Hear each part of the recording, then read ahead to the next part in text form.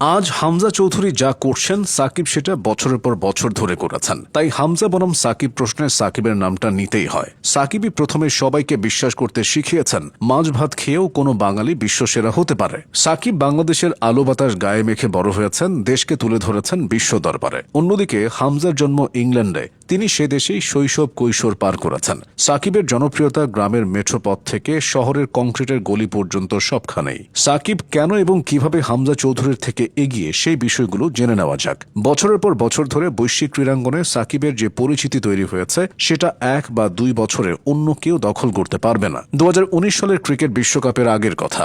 বাংলাদেশের একজন রেডিও ধারাভাষ্যকার ইংল্যান্ডের এক স্টেডিয়ামে ঢোকার চেষ্টা করছিলেন, কিন্তু দারোয়ান কিছুতেই ঢুকতে দিচ্ছিল না। জানতে চাওয়া হয় কোন দেশ থেকে এসেছেন। উত্তরে তিনি বলেন বাংলাদেশ। উত্তেজিত হয়ে সেই দারোয়ান ইংরেজিতে যা বলেন তার অর্থ দাঁড়ায়, আপনি সাকিব আল হাসানের দেশের মানুষ।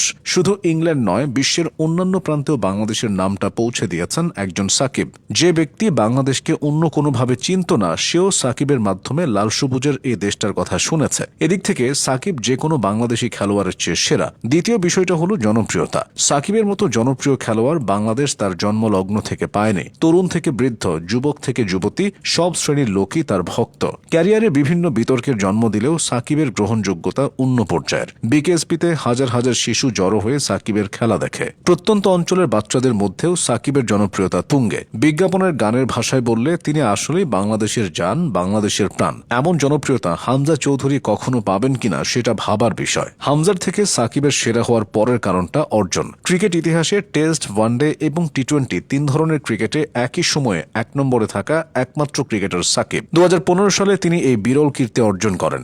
সাকিবের এই রেকর্ড নেই বিশ্বের অন্য কোনো ক্রিকেটারের। এজন্য তাকে বলা হয় বিশ্বসেরা অলরাউন্ডার। তার অর্জনের ঝুলিটা আরও চওড়া। আন্তর্জাতিক ক্রিকেটে তিনি ছাড়া 14,000 রান ও 700 উইকেট নেই অন্য কোনো ক্রিকেটারের। এছাড়া তিনি 2017 সালের অক্টোবরে ওয়ানডেতে 5,000 রান এবং 200 উইকেটের মাইল ফলক স্পর্শ করেন, যেটি করতে তার ম্যাচ খেলতে হয়েছে 178টি। এত দ্রুত এই রেকর্ড অন্য কেউ করতে পারেনি। সাকিব টেস্ট ইতিহাসে 3 জন অলরাউন্ডারদের একজন, যিনি কিনা একই ম্যাচে সেঞ্চুরি আর 10 উইকেট নিয়েছেন। বিশ্বকাপের মঞ্চে 600-র বেশি রান এবং 10 উইকেটের বিরল রেকর্ড তো আছেই। জাতীয় দলের পাশাপাশি ফ্র্যাঞ্চাইজি ক্রিকেট খেলতে বিশ্বের প্রায় সব প্রান্তেই সাকিবের পা পড়েছে। আইপিএল থেকে বিবিএল, পিএসএল, সিপিএল, এলপিএল কিংবা এমএলসি, সাকিব খেলেননি এমন কোনো টি-20 লিগ নেই। অন্যদিকে হামজার যা অর্জন, সেটা ইংলিশ ক্লাব লেস্টার সিটির হয়ে। বাংলাদেশের হয়ে তার পথ চলা সবেমাত্র শুরু। হ্যাঁ, জনপ্রিয়তার বিচারে ফুটবলের চেয়ে ক্রিকেট পিছিয়ে রয়েছে, কিন্তু এতে সাকিবের কোনো হাত নেই। সাকিব সেরা হওয়ার আরেকটা কারণ, স্বয়ং খেলোয়াড়রাও তাকে আইডলাইজ করে। তাকে দেখেই তরুণ ক্রিকেটাররা সামনে এগিয়ে যাওয়ার অনুপ্রেরণা পায়। শৈশবে অনেকেই একজন সাকিব হতে চাইত।